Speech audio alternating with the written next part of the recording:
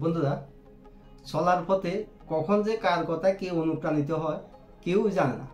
এমনই একটি গল্প আজকে তোমাদের মাঝে নিয়ে এসেছি।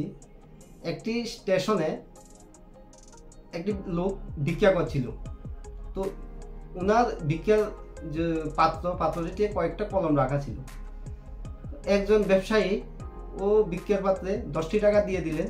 দিয়ে কী ভেবে জানে কিছুক্ষণ পরে ওখান থেকে দুটো কলম উঠিয়ে নিলেন। উঠিয়ে নিয়ে ভিক্ষুকটিকে বললেন যে এই 10 টাকাতে আপনার দুটি কলম পাওয়া যাবে তো? আমিও তো আপনাকে এমনি এমনি টাকা দেবো কেন, আপনিও এমনি এমনি টাকা নেবেন কেন? এই কথাটি বলে লোকটি ট্রেনে উঠে চলে গেল। 6 মাস পরে ভিক্ষুকটির সাথে আবার ব্যবসায়ীটির দেখা হলো একটি রেস্টুরেন্টে।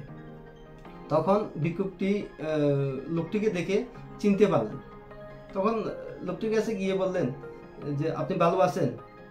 তখন ব্যবসায়ীটি যে ভিক্ষুকটি ওনার ট্রাই স্যুট সব কিছু পরা একজন সম্ভ্রান্ত ব্যক্তি দেখে বলছে, আপনি কি? বলছে যে আমি ওই যে ট্রেনে আপনি আমাকে 10টি টাকা দিয়ে দুটি কলম নিয়ে নিয়েছিলেন।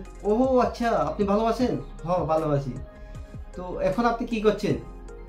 তো ভিক্ষুকটি বলল যে আপনি আমার আত্মমর্যাদা ফিরিয়ে দিয়েছেন। আপনি আমাকে কি উপকার করেছেন আমি আপনাকে বলে বোঝাতে পারবো না। আপনি আমাকে বলেছিলেন 10টি টাকা দিয়ে দুটি কলম হবে তো। এই কথাটি বলাতে আমি ভাবলাম যে আমি ভিক্ষে করে আমার আত্মমর্যাদা নষ্ট করছি। তো ভিক্ষে না করে আমি যদি কিছু করি এটা তো আমার লাভ হবে।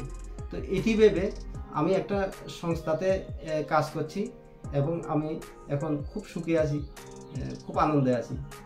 তো আপনাকে অসংখ্য ধন্যবাদ। নমস্কার।